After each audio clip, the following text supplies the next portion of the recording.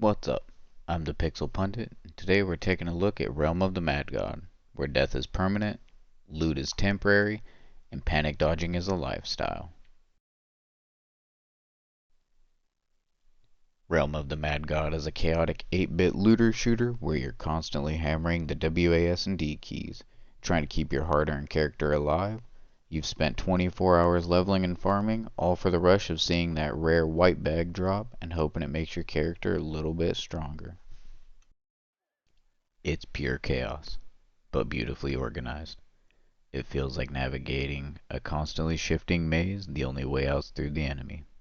The loot system is strong Diablo 2 vibes, every dungeon offering unique challenges in its own loot table, giving you that satisfying one more run feel. What really stands out is the sheer class variety.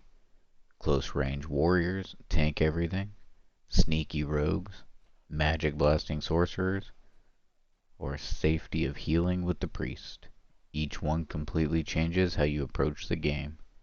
Dying doesn't just mean starting over, it means starting differently. There's always another playstyle to explore.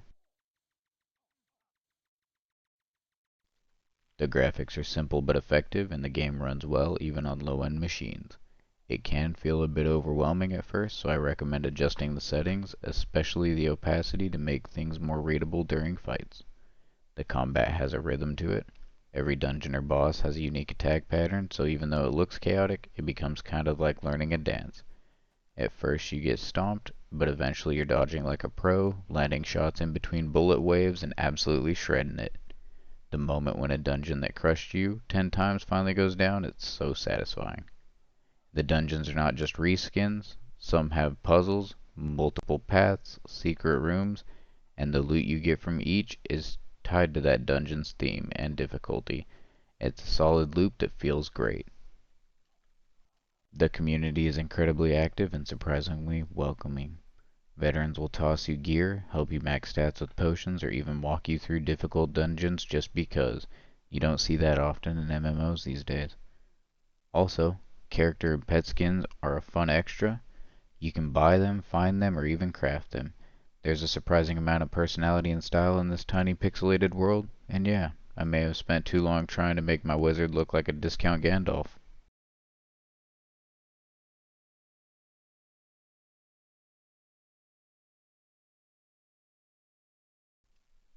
When I finally got that super rare item after hours of grinding, I didn't want to use it.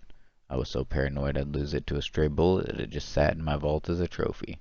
It kinda defeats the purpose when you're too scared to use your best stuff. The always online multiplayer aspect is a double-edged sword.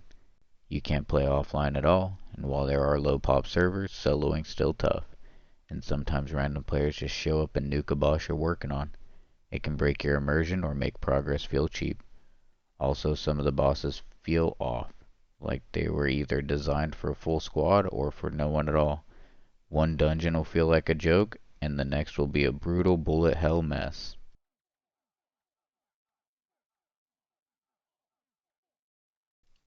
The central hub, or nexus, is full of spam bots, just lines of text selling potions or items non-stop.